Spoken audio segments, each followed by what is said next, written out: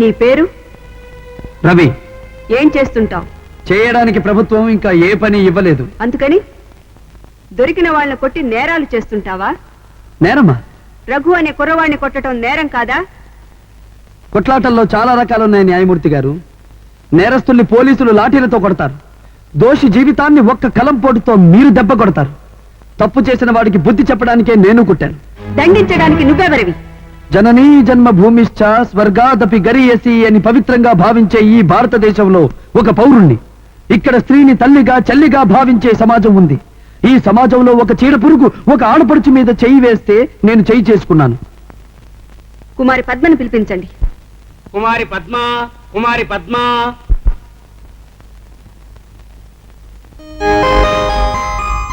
రఘు అని అతను నిన్ను బలవంతం చేయబోయాడా? లేదండి. ఆ రోజు ఏం జరిగిందో వివరంగా చెప్పు.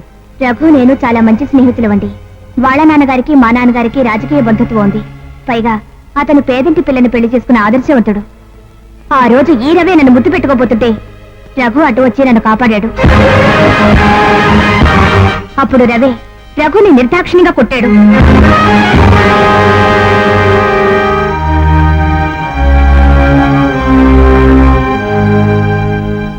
సాక్ష్యాధారాల బట్టి రవి నేరస్తుడని నిరూపించబడినది.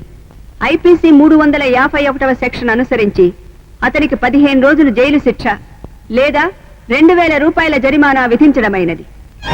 ఇదిగో అక్కయ్య, ఇదేం బాగలేదు. Silence, silence. సైలెన్స్ అంట సైలెన్స్. ఉండు మీ పని చెప్తా.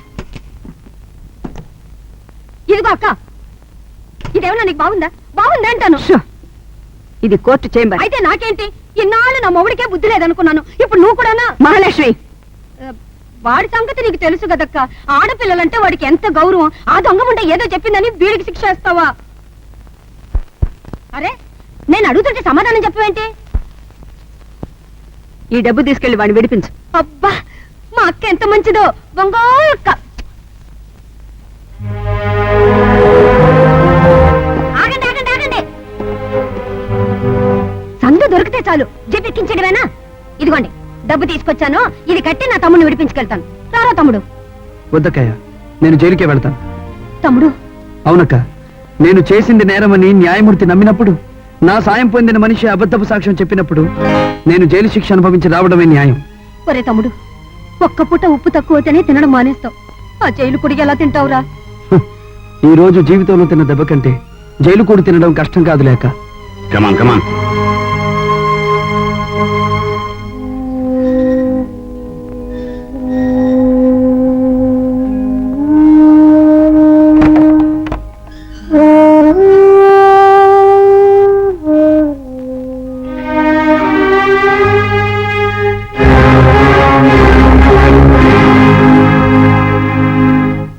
ఎందుకు వచ్చావు?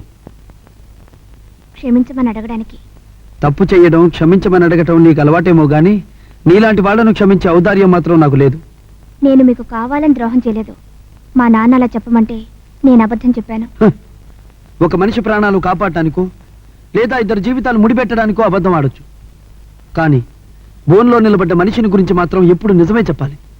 ఎందుకంటే నువ్వు ఆడే అబద్ధం నువ్వు కావాలనుకున్న వాడిని కాపాడినా నువ్వు అక్కర్లేదనుకునే వాడిని శిక్షించేలా చేస్తుంది కనుక. క్షమించమని అడుగుతున్నాను కదా. నాకు ఔదార్యం లేదని చెప్పాను కదా. పోనీలేండి, ఈ క్యారియర్ అయినా తీసుకోండి. అక్కర్లేదు. మీరు రుచిగా ఉంటే గానీ తినలేరని మీ అక్కయ్య చెప్పడం విన్నాను. జీవితంలో మొట్టమొదటిసారిగా మీకోసం కష్టపడి వంట కూడా చేశాను. చూడండి, ఈ చెయ్యి ఎలా కాలిపోయిందో. తీసుకోరా. సరే, వెళ్తున్నాను. కానీ ఒక్కటి మాత్రం గుర్తుంచుకోండి, మీరు జైలు నుంచి తిరిగి వచ్చే వరకు అన్నమే కాదు, నేను మంచినీళ్ళు కూడా తాగను. ఆగు.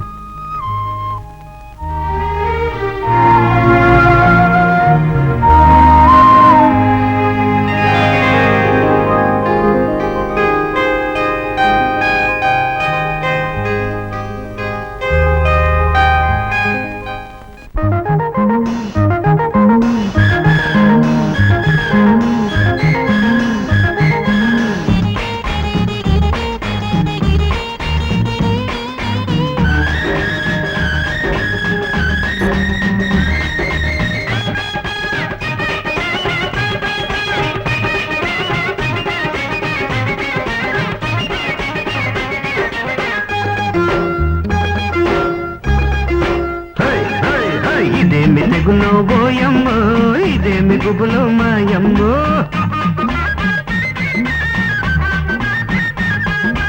ఇదేమి తెగులో బోయమ్మో ఇదేమి గుబులో మాయమ్మో పొగరాకుండా రగులుతుంటది పొద్దుగూకులు పొగరగుంటది ఇదేమి కరువు ఓయమ్మో ఇదేమి గొడవ మాయమ్మో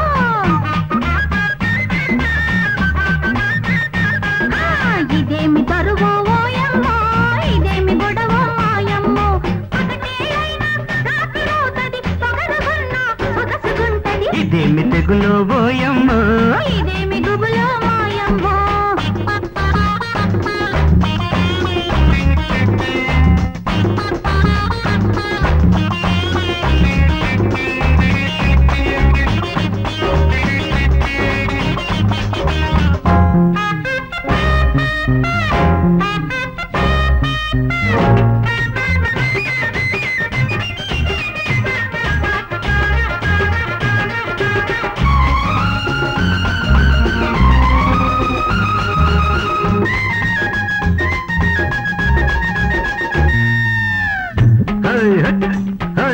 ఇన్నిన్ని నాజూకులొస్తాయని కళ్ళంత వయ్యారమిస్తాయని అనుకోలేదో చిన్నప్పుడు ఏమనుకోదో తీరప్పుడు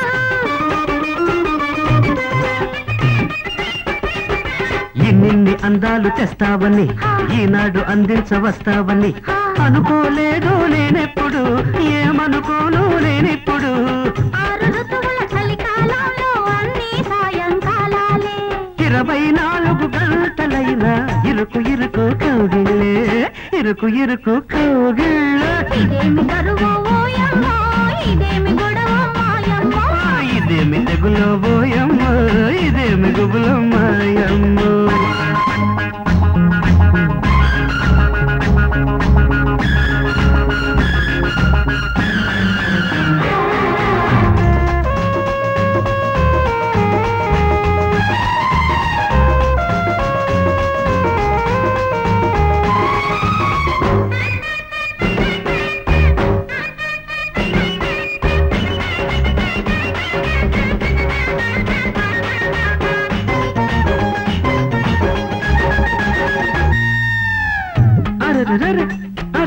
నీడంట వడగాలి దబ్బేనని నీ తోడు కరిమబ్బు నీడేనని తెలిసే వచ్చా నీ జంటకి వయసే ఇచ్చా నీ జాతికి వయసొస్తే ఒళ్ళంతా కళ్ళేనని ఆ కళ్ళు నీ ఒళ్ళు కోరేనని ఒళ్ళోకొచ్చా సందేళ్ళకి వలపే ఇచ్చా వందేళ్ళకి 7 జన్మల అనుబంధంలో అన్ని వెన్నెల మాసాలే వలపు పూల తోటలోన చిలిపి చిలిపి ఆరళ్ళే చిలిపి చిలిపి ఆరళ్ళే ఇదేమి తెగులో బోయమ్మో ఇదేమి గుబులో మాయమ్మో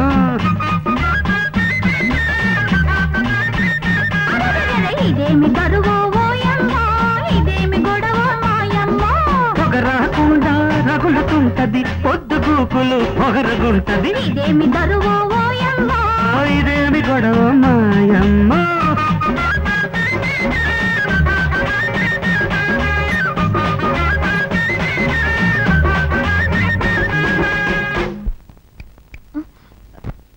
నువ్వు కష్టపడి చేసిన వంటని నేను కష్టపడి తినేసా చాలా చెప్పండి ఎంతకి ఎస్ఐవేంది బావగారు ఎన్ని వివరాలు అడుగుతున్నారు? ఏం లేదయ్యా, కులం కాని పిల్లని కోడల్ని చేసుకున్నంత మాత్రాన, కట్నం తీసుకోనంత మాత్రాన గొప్పేనా అని ప్రతిపక్షాల వాళ్ళు నన్ను పొడుచుకు తినేస్తున్నారు. కుక్కలు మరగడం కాకులు అరవడం మామూలే కదండి. కావచ్చు,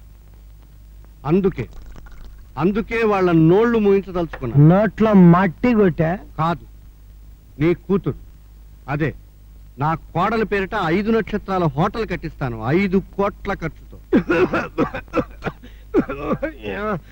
ఇంకెప్పుడు అదాట్న కూడా ఇట్లాంటి మాటలు చెప్పమాకండి, గుండె ఆగిన ఆగిపోద్ది. ఇంతకీ ఏ ఊళ్ళో కట్టిస్తున్నారు? ఏ ఊళ్ళో ఏంటయ్యా, ఈ ఊళ్ళోనే. యాడా? నీ వాడలో. ఆడ మా పాకలున్నాయి కదండి. పీకించే నీ పరపత్తో. అప్పుడు నీ కూతురు 5 కోట్ల రూపాయలకి వారసురాలు. 5 రూపాయలకి రోజు కూలికెళ్లే 7 కొండల కూతురు సరస్వతి 5 కోట్లకి అధిపతి. ఎలా ఉంది మన ప్లాన్? హోటేలు కట్టించేంత వరకు బాగానే ఉందండి. మీ వాడలో అన్న మొక్క ఉందే, అది శాపముల్లలే మింగుడు పట్టం లేదండి. ఏడుకొండలు, నా ఆలోచనలు ఆచరణలోకి వస్తే నీ కూతురు సంతోషపడుతుందయ్యా. నిజమేనండి, కానీ నా కూతురు కళ్ళల్లో సంతోషం చూడడం కోసం 300 మంది పేదాళ్ళ కళ్ళల్లో నీళ్లు నేను చూడలేనయ్యా. ఏడుకొండలు, బాగా ఆలోచించుకో. ఇక నా ఆలోచించే పనే లేదండి. ఇవాళ మీరు చెడగొట్టిన నా బుర్ర బాగుపడాలంటే దీని అమ్మ ఈ మొత్తం కొట్టేయాల్సిందే. వస్తానండి. ఇదో బావగారు, నువ్వు ఏమాడింది పేదాడితో, పేరాసున్నాడితో కాదు. అది జ్ఞాపకం పెట్టుకో.